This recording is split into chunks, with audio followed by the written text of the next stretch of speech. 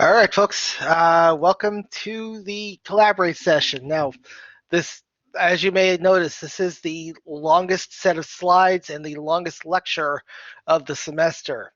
The lecture itself wound up being about 2 hours and 40 minutes all told. All right, so we're going to try to do this as quickly as we can to go to summarize what's going on in these slides. One thing that will save us some time is not doing the quiz in the middle of it. But we'll try to get through it as quickly as possible. We'll do some questions.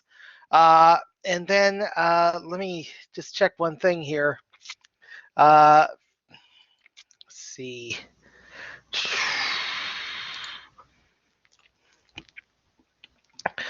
Yeah, we're going to go ahead and do questions, and then we'll talk over more about what's due last week and what's coming up. Okay, the schedule that we've got coming up.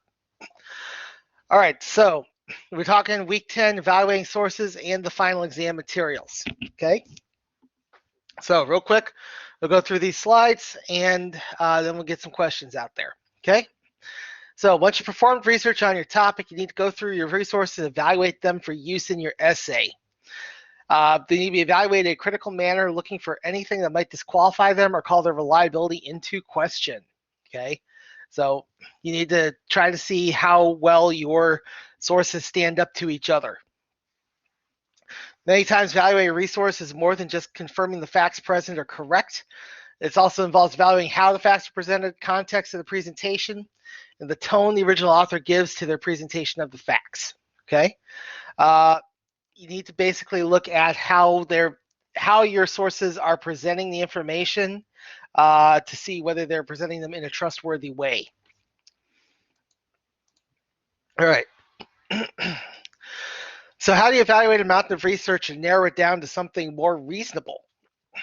One thing you need to do is read the sources with your own goals in mind. So focus on the information that's going to directly help or hurt your own essay's argument. What's going to be helpful to you? What's going to apply most to what you're trying to accomplish? All right, think of the focus of your questions. So in your early research, you're going to be using overviews mostly. It's going to be more useful to give you a handle on the subject, give you an idea of what they're talking about in the article itself.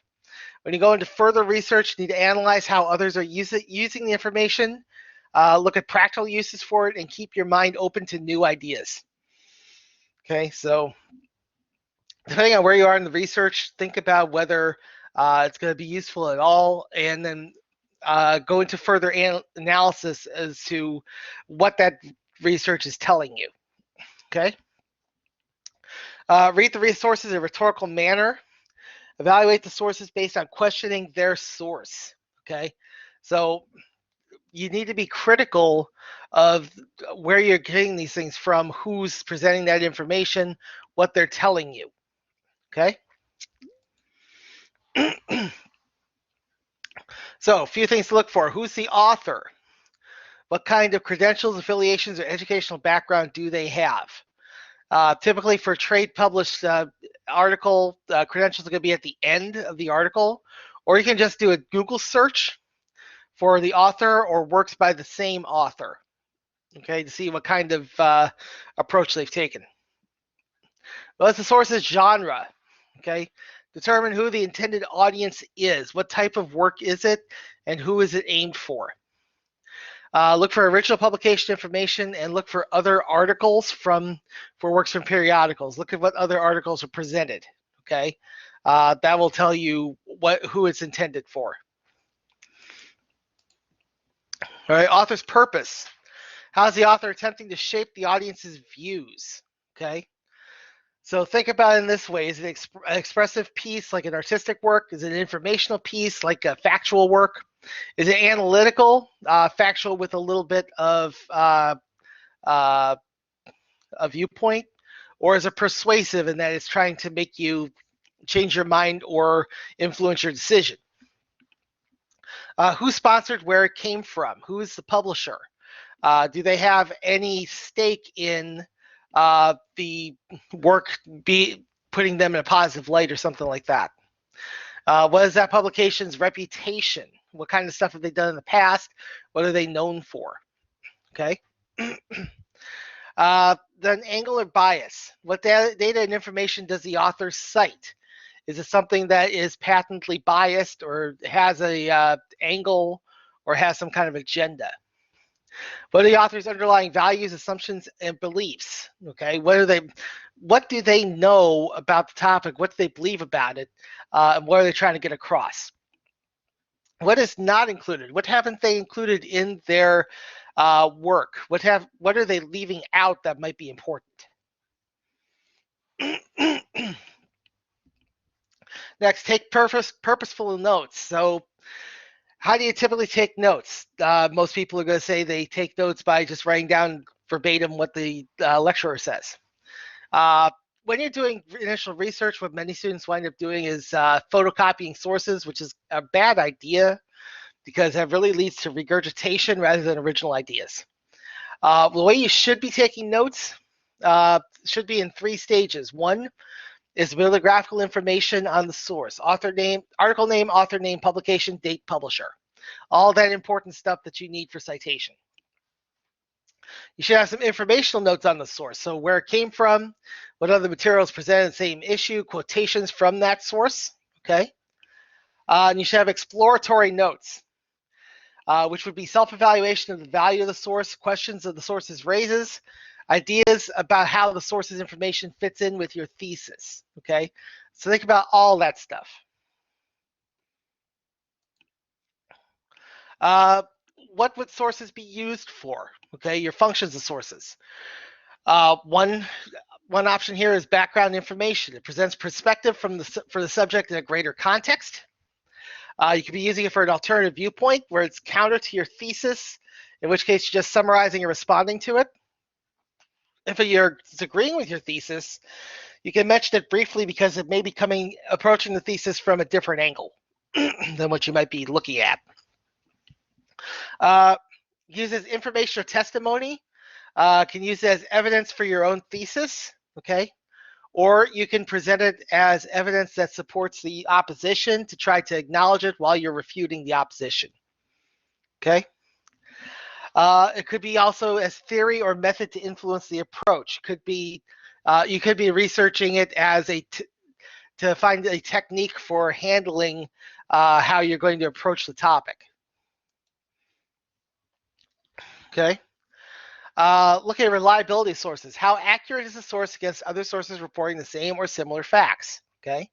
I mentioned it briefly in the lecture, but here is the Egypt example. You have 4 pieces of information that you're using for a research paper about the construction of the pyramids. Okay. You have one author that states that it was a combination of groundbreaking engineering and slave labor. You have a second source that says it was a combination of groundbreaking engineering and paid labor. You have a third saying that the labor was partly slave and partly paid, but there was still ground. The fourth source says, forget all that stuff about slaves or engineers. It was aliens that built them. Well, obviously you have one outlier there. And that is your source that says that it was aliens that built the pyramids. So obviously that's going to be a source that's not going to be usable. The other 3 are within reason. Okay, so you may be able to find arguments within those that will match up with what you're trying to accomplish. So think about if facts are distorted to serve the author's own agenda. Are they employing any of the typical logical fallacies such as the Texas sharpshooter, where they're not taking the entire picture and giving you only a snippet of the facts to make themselves look better? Okay. Another thing is the manipulation of facts acknowledged by the author. Okay. This can actually help the source seem more trustworthy if the author is willing to acknowledge how the information they're using could be manipulated or massaged to make a certain viewpoint look better.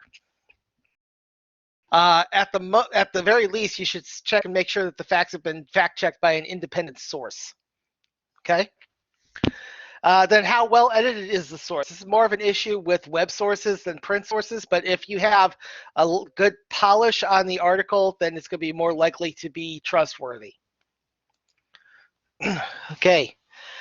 Credibility deals with internal factors as opposed to external factors, where reliability was dealing with the article itself. Credibility is dealing with the author. Okay.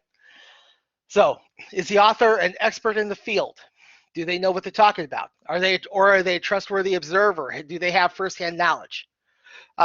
Is it down to is there something wrong with the way the author dresses or something like that? Or is it a popular or not so popular author? Okay, so somebody who's got a lot of popularity out there because they're trusted, or because it's amusing to watch them flail about nowhere near the truth. Okay. As I said here, writers earn their credibility through moral courage, integrity, and consistency of principle. Okay, if they are well known for being very strong-willed and honest about their writing, then that's going to be an author with a good reputation. Look at the angle of vision now. How does the author's underlying values, assumptions, or beliefs shape the argument as it is presented? You have to take a look at this and try to determine what kind of politics that the author has, what kind of education they have, what kind of upbringing do they have that might influence their attitude about the topic, what kind of reputation do they have in regards to this topic, okay? Then look at the genre itself. Evaluate the audience that the genre aims for. Look at the market niche, okay? What corner of the market does a publication exist for? Is there a certain audience that they're trying to reach? And also look at the political reputation of the publication. All right. A base knowledge of the political spectrum and how authors, publishers, and websites fall in the chart is useful for this purpose, okay? Because obvious bias toward one end of the spectrum or the other can lead to coloring of facts to suit politics and may render those facts unusable for the sake of a persuasive essay, because then they will not be considered to be impartial. There's going to be some kind of angle to it. There's going to be some angle to how it's presented, okay? So I've gave you the chart about media bias. I showed you the most recent version, which is version 7.0, okay? The slideshow has version 3.0, Nesoterra's media bias / media quality chart. Now, should be recalled from the lecture, not only does this chart do the political spectrum on these, it also the trustworthiness of the public. The y-axis of this is truthful to BS, okay? All right. How obviously does the author take a stance in the source? Okay. We look at degree of advocacy now. Okay. Is it an objective source or a persuasive source? Okay. So think about this. Does he have some game? Okay. Does the author want to have some kind of outcome? Are they looking for a particular outcome? Is the author a mere observer? Do they not have any stake in it? Do they just want to express the facts as factually possible? Okay. The author have a membership in an advocacy organization such as the NRA, the Sierra Club, or John Birch Society? Do they have a membership in one of those groups that all have specific politics attached to them? Okay. Also, does the author hold a grudge? In this case, the way the evidence carefully, and in this case, the interpretation can be called into question. Okay. The thumb here, key rule: neutrality is going to usually provide better resources than with a stated viewpoint. Okay. Social media of opinion, so be cautious about using sources from sites like Facebook, Instagram, or so on. Okay? This gets us into trolling. Okay? Trolling efforts center on social media, so it's vital to be able to detect false accounts that may not be trustworthy. And that got us into the quiz site from spotthetroll.org. just as a reminder, you have an assignment to do the lecture exercise, which is follow along with that quiz.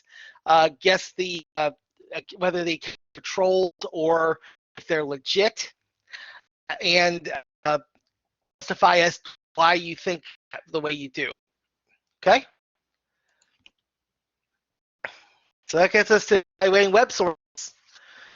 They can be wonderful and that convenient to find, easy to use. However, they can also be a minefield of opinionated articles and urban myths. Okay? So web sources need to be evaluated similarly to how print sources are judged. Okay? Let's see. All right? So you use critical research into sites to evaluate them. All right? A few things you have to look at. Some are same as print. Authority. So who's the page sponsor? Are the credentials identified? Is the sponsor's motivation clearly stated from the home page? Can you find contact information on the author or the site itself? You have objectivity. Okay, is there a purpose to the site? Explicit point of view. Are affiliations listed? Kind of organizations the author work with or for? Is the audience identified? Do you know who they're specifically trying to reach? Coverage. What topics are included on the site? Other than what you're actually looking at, what other topics they cover? Suitable depth of coverage of those topics, and is evidence presented in those topics to pick up their viewpoint. Okay. One thing to look at with websites that you don't deal with is currency. Okay. What's the last site update? Was the article uploaded? Is information current or relevant at present? Okay. All right. That gets us to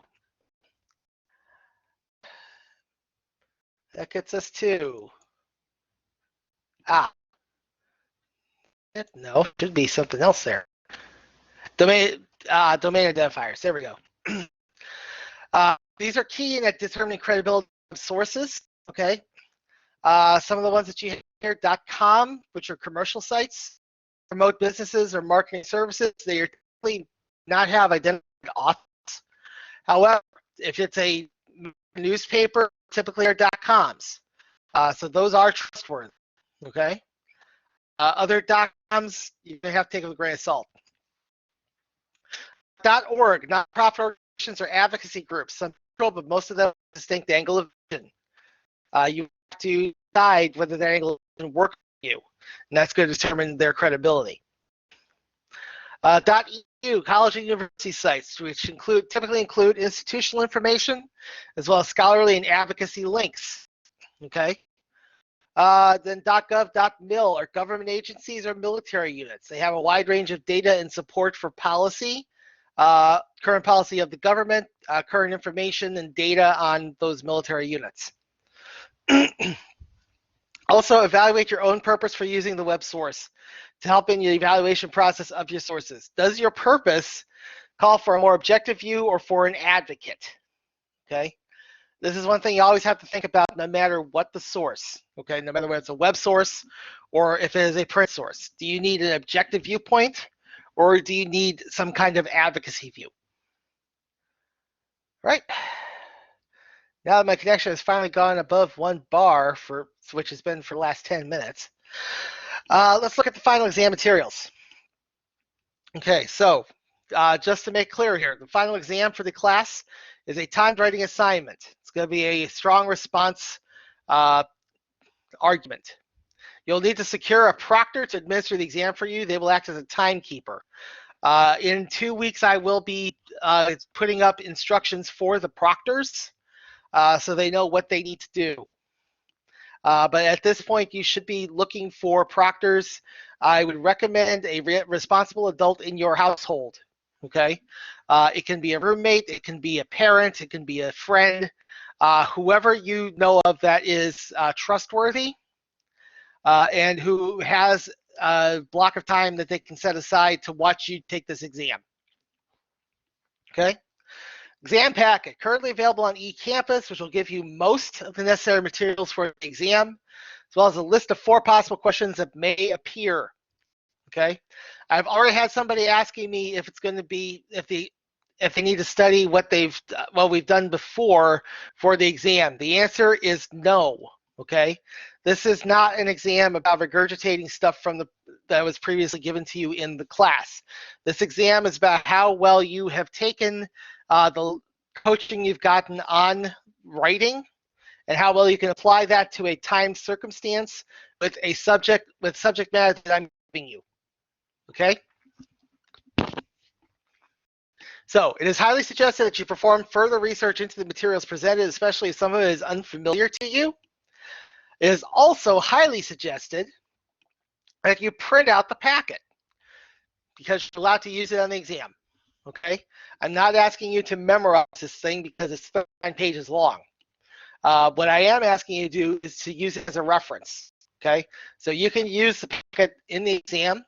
You can also use any additional material that you've written into it on the exam. Your notes are acceptable for use, just as long as it does not exceed that 39-page limit that you have for the file. Okay? As long as it's written into the packet, you can use it. Or if it's pasted into the packet, you can use it. Okay? Nobody should be adding pages to the exam packet. Okay?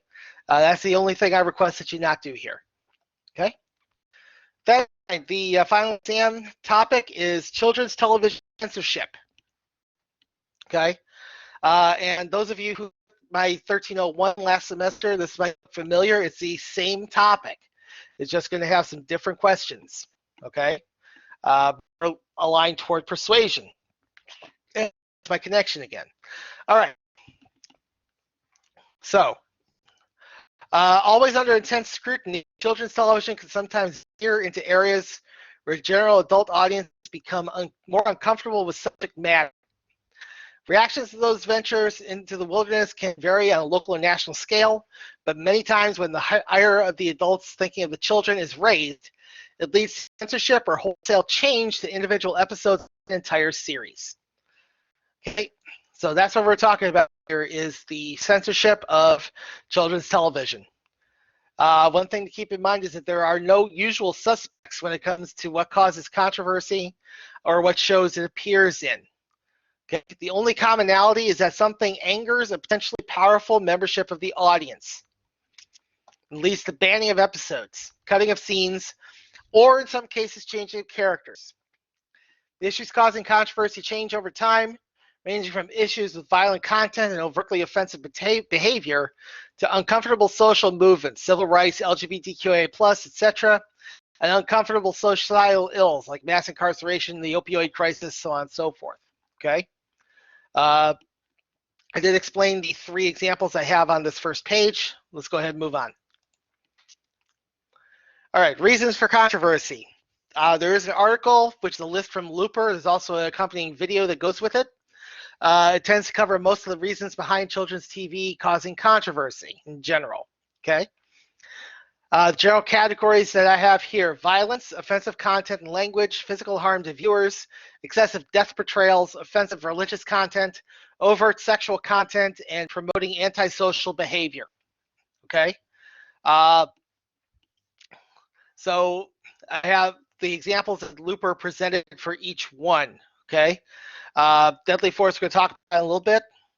Offensive content and language, rude removal from Dexter's Laboratory, Buffalo Gals from Cow and Chicken, physical harm to viewers, Electro Soldier Porygon from the original Pokemon series, excessive death portrayals, One Beer from Tiny Toon Adventures, Day of Destiny from Sailor Moon, offensive religious content, the entire series for Garbage Pail Kids, and See Me, Feel Me, Know Me, Powerpuff Girls. Then you have overt sexual content, Mask of Matches Malone from Batman the Brave and the Bold, and Hot Springs Planet Tenray from Outlaw Star. And then the last one, promoting antisocial behavior. Main example of that is Stokey the Bear from Dudley Do-Right. Okay.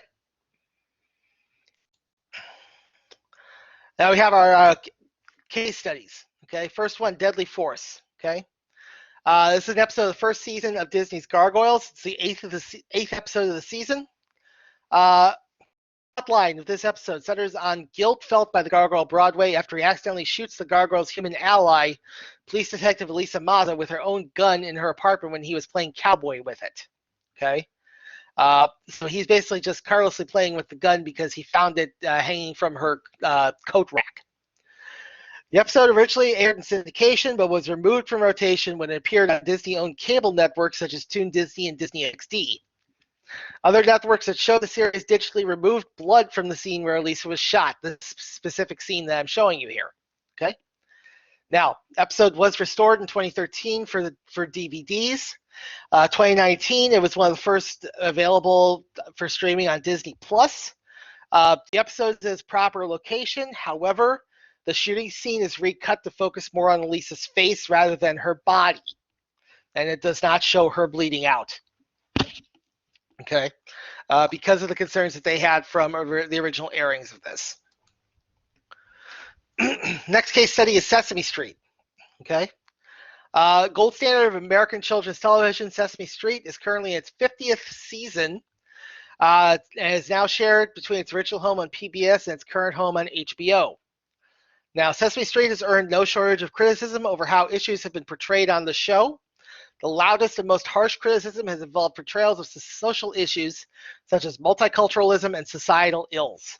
Okay, generally speaking, the pattern has been that the more conservative crowd tends to have problems with some of the portrayals that have been put forth on Sesame Street, especially when it comes to things such as race or societal ills that stem from poverty.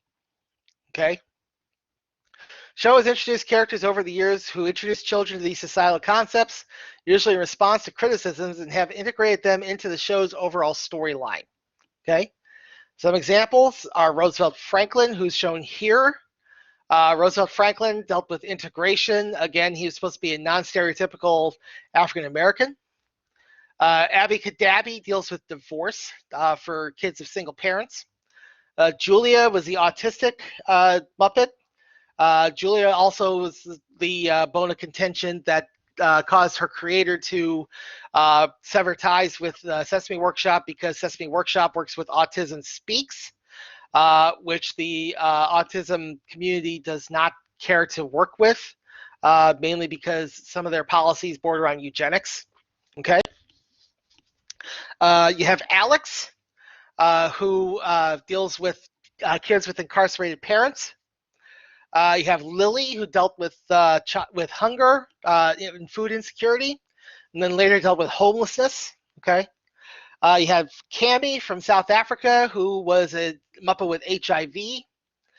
And then the last example was Carly, who was on the first page of the final exam overview. Carly is a child whose parents are opioid addicts, and she's currently in foster care. All right. Next topic is LGBTQIA plus representation, which in recent years has been where a lot of the censorship has taken place. Okay. The issue that's led to more children's TV to be altered than any other has tended to be issues around LGBTQIA plus issues, specifically portrayals of relationships and characters in media. Okay. And here's where some people in the audience tend to get a little salty sometimes, because it seems like what most platforms deemed acceptable for years tended to be the kill your gays trope, where yeah, you can have a gay character, but they immediately had to die because being gay is a fatal condition. And a lot of stuff lately that has been getting protested and objected to is stuff that avoids that trope. Okay. Now, much of the censorship surrounding this issue gets enacted in foreign countries when shows are localized. Now, that's not to say it hasn't happened in the U.S., because it has as early as the 90s with the localization of Sailor Moon.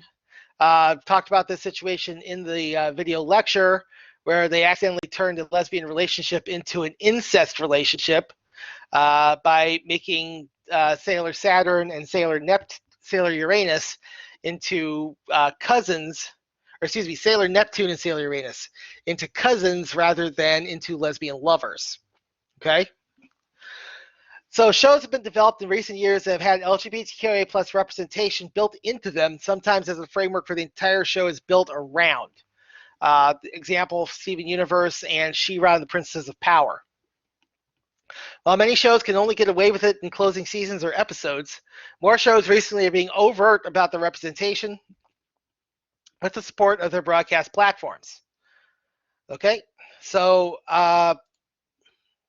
so make sure that you're accounting for that when you start looking at the materials. And also look at the when you're looking at the sample questions. Now in 2 weeks, we're actually going to go over those 4 questions and give you some ideas on how to approach them. Okay. We have some extra resources in the packet. Includes a number of links to additional resources. One of these is a series of 5 articles about LGBTQIA plus representation, covering 1 platform per article. Okay, those articles are from Impact Nottingham. I would strongly recommend them. I didn't copy paste them because it would have made the packet way too long as opposed to just being too long. So I would recommend you following those links, checking out those articles. Okay. 12 video clips also, which give samples from the following shows that are affected by these issues. Many of these are what caused censorship issues in the first place. Now, the first 11 of these shows listed are the ones that are in the Looper article, okay, because it's the Looper video that goes with that. But the others, we have several clips from Sesame Street. We have a clip from Kipo and the Age of Wonder Beasts, where one character admits the other that he's gay. We have clips from Steven Universe. She-Ra and the Princesses of Power. We have Gravity Falls in there for Sheriff Blubbs and Deputy Durland. The only reason why I'm remembering their names so clearly now is because in the last week, my daughter has been binging Gravity Falls on Disney Plus, so I'm getting to know Durland and Blubbs fairly well. Legend of Korra. We have Adventure Time for Marceline and Princess Bubblegum, and the Owl House for Amity and Luce. Okay. So that does it for the exam overview and the lecture for this week. So let's take about 5 minutes here. I'll get any questions out, and then we will go into what's coming up for the remainder of the semester. We've got about a month left to go.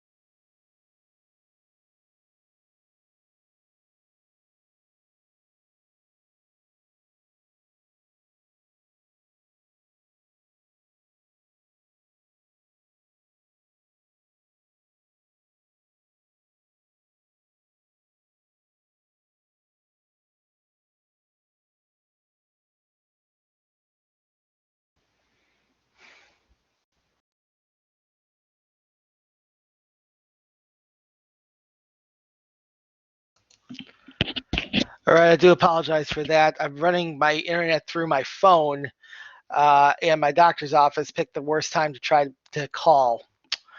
All right, so still, if anybody has any questions, go ahead and raise your hand. Let me see them.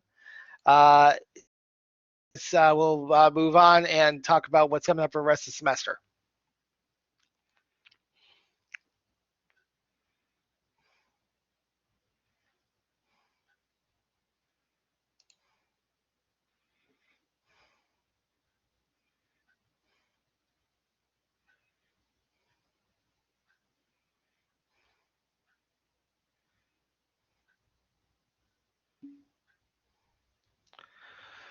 Yes, the cartoon stuff is for the exam. You should have a packet that is available on eCampus. In fact, I can show you where that is real quick.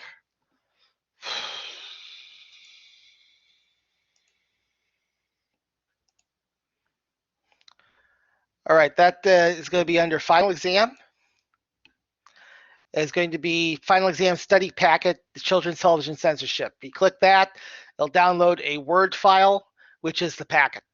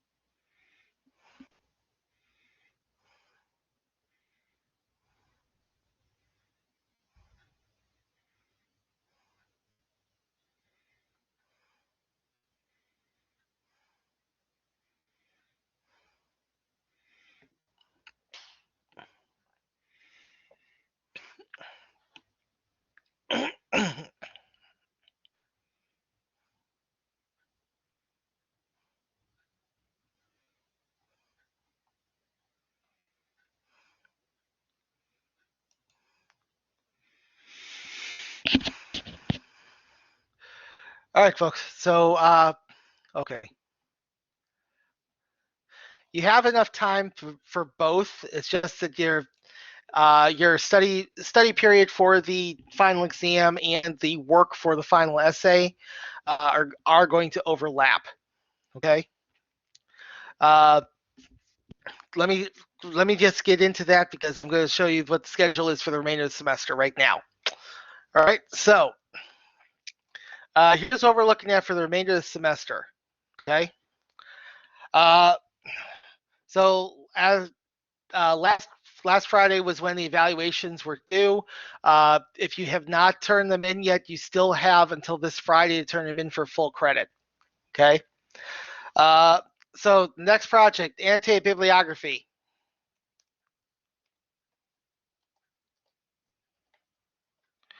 Okay, that project is due on April 23rd. Okay, so that's going to be the team effort. You guys should be collecting sources right now so that you can present them to your team. You also should be coming up with your own research question based on whatever topic your team has decided to collect sources on.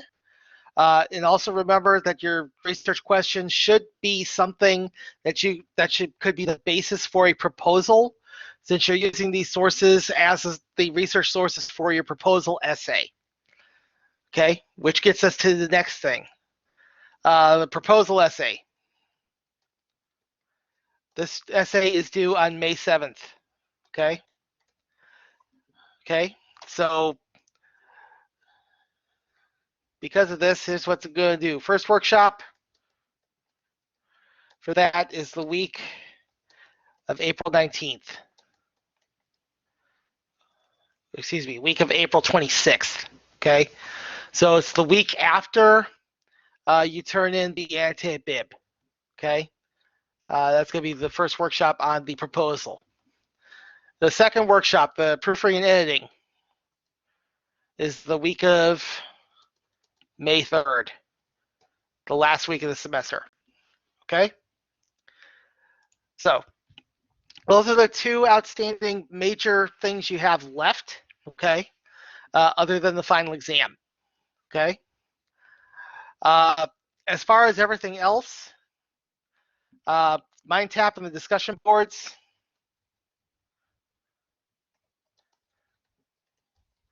they close on May 7th. Okay? So you have to have all your work done by that time. Those will lock on May 7th. All right? Final exam will be taken the week of May 10th. Okay? Week of May 10th until May 14th. Okay, you have until 11:59 p.m. on May 14th to complete the final exam. I'm giving you some flexibility so you can take it at any time during that week. Okay, but you need to be able to set aside at least a 2-hour block of time in order to take that exam, and you have to have a proctor set up. Okay. In 2 weeks, I will be posting the proctor instructions. So once I do that, you can download that, print them out, give them to your proctors. Okay. But for now, main thing I want you to work on right now is anti-bibliography and maybe some early work on the proposal essay. Okay.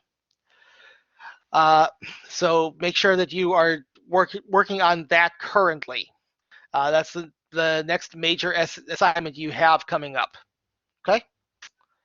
I'll take any questions about that now for the next 5 minutes or so, and then I'll cut you guys loose.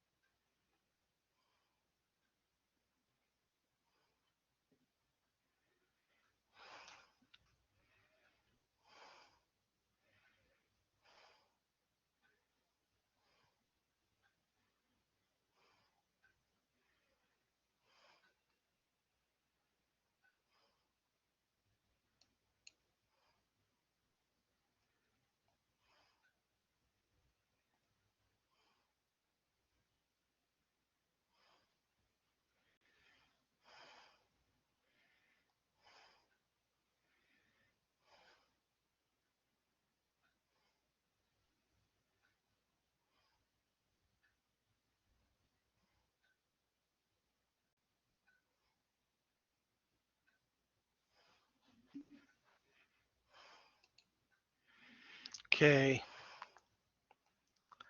All right, so question here. Proposal essay answering the research question with the sources we chose. The research question is something like decriminalizing drugs can be used sort of an argument. Okay, here's the problem I'm having with this, okay? I am specifically asking for a proposal essay, okay? A proposal essay needs to have some kind of solution that you are advocating for, not just an argument for the sake of arguing, okay?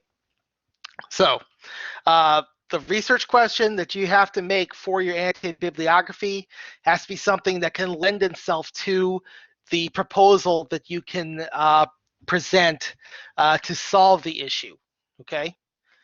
So to use your decriminalizing drugs example there, so your proposal is to decriminalize drugs, or is it to decriminalize certain drugs, or what is specifically is your proposal of action to try to ease the drug issue, okay? So proposal essay is going to be answering the research question with the sources that your team chose. It's not just yours.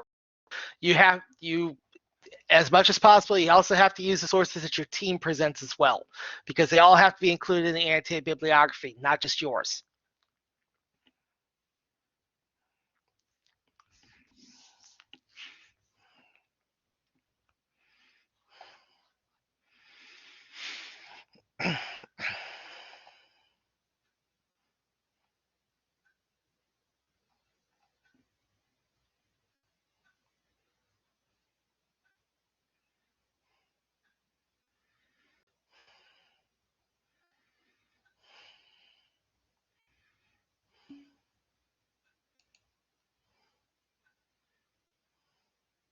Yes, you're explaining the policy and trying to a certain extent, you are explaining policy, but you also have to have a slight argument as to why your policy is the right policy for the current circumstances. Okay?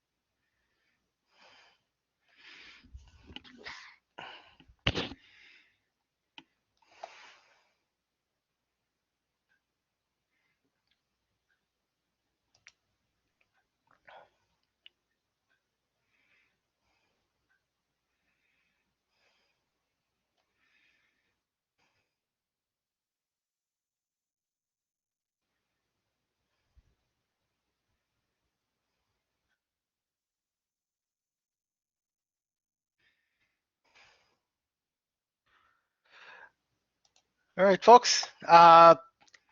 So that'll do it for this time around.